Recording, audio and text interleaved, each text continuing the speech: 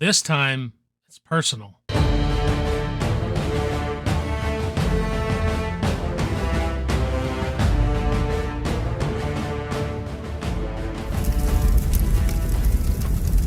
Quantum of Solace was released in 2008, directed by Mark Forrester, starring Daniel Craig, Olga Kurylenko, Matthew Armerick, and Judi Dench. What's going on, everyone? Welcome back to the channel. My name is Jason. You're watching BACKTRACK Cinema, and welcome back to the Alphabet Action Movie Challenge.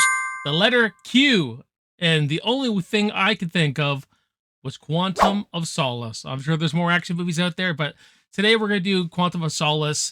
And as the James Bond person, I'm not the biggest Bond person until I watched Casino Royale.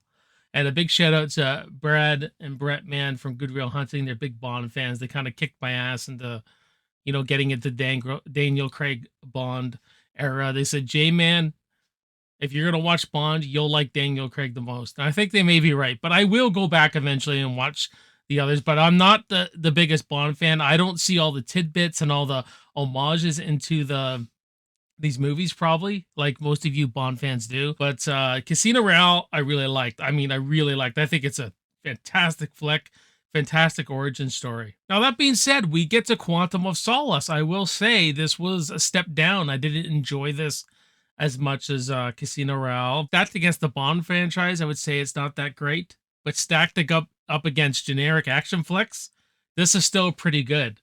It's a step down, but it's still entertaining, and I still had a pretty good time with it. I'm not too familiar with Mark Forrester as a director, but I have seen World War Z. Really enjoyed that one when it came out. So him going into the action genre, I know he does a lot more character-driven stuff.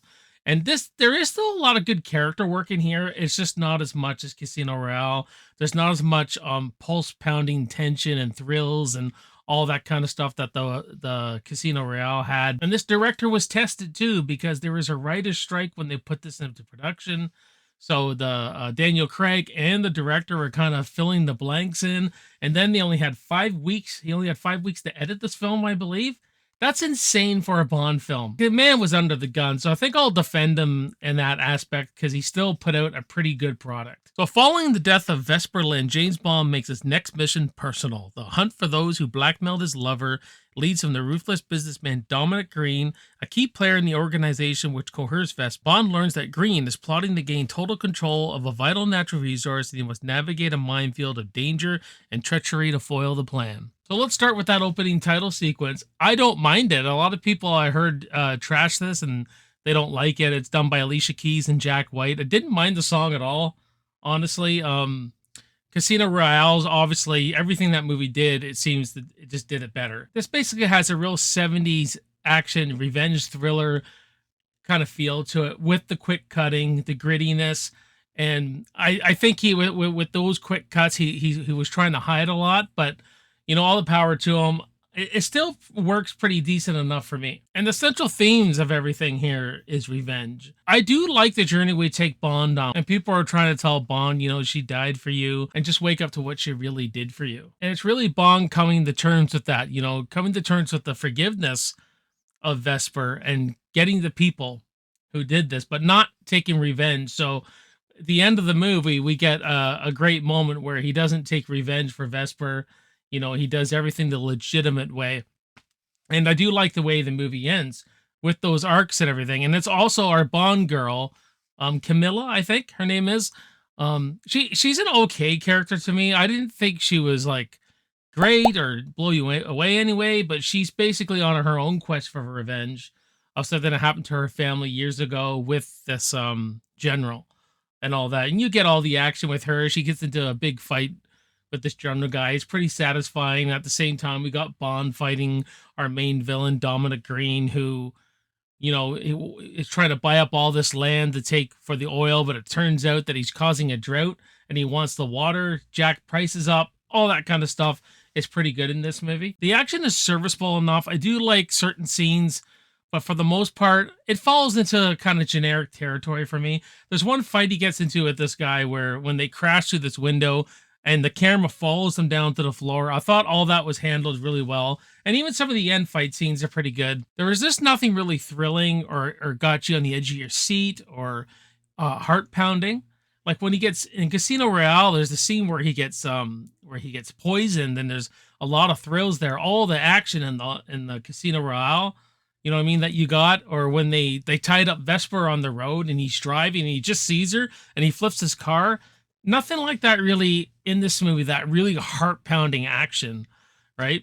But serviceable action enough. Fight scenes, chase scenes, all sorts of good stuff that I imagine you do come for a Bond film for. Now, what really brings this movie down, it just feels like things are not as well hashed out. You know what I mean? Bond ends up going rogue because he gets framed, and I just don't like the way this was handled, because they make it look like he pushed this guy off, he shot him, but he didn't shoot him at all. I just don't really like the way they handled Bond being framed, because Bond pushed the guy, but he didn't shoot him or anything. So, but you know, he goes on the run, and Judi Dench, as always, trusts him, is backing him, you know, is trying to, you know, save his ass while she can. I think that just could have been tighter. That could have been handled better. The villains are not good in this movie. They're so generic for me. Casino Royale, we got a really good villain. I've seen Skyfall already.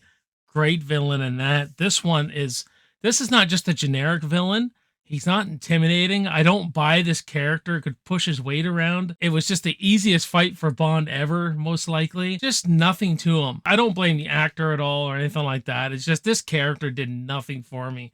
I thought he was just lifeless as a villain. I didn't buy that he could intimidate people the way he did. Like I said, I'm not the biggest Bond fan. I haven't seen all these movies, but I can imagine there's some iconic villains in this Bond franchise. A character who I actually really liked, though, in this was Strawberry Fields.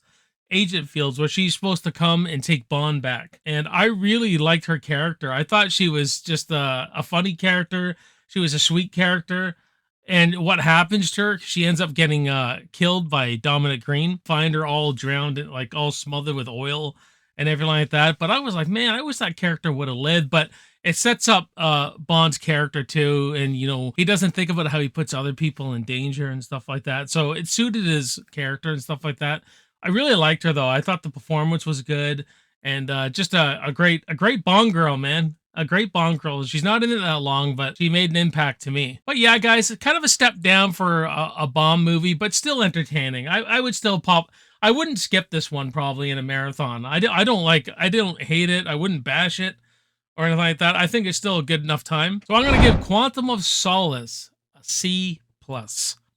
But what about you? You guys let me know in the comments about what you think of Quantum of Solace.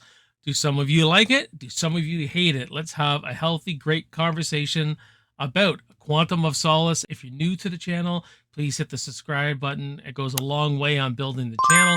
Go down the rabbit hole. Check out the other reviews I've done and the Action Alphabet Challenge and other videos I've done and all that kind of stuff. My name is Jason. You're watching Backtrack Cinema. I will see you next time, and I will see you in the movies. Cheers.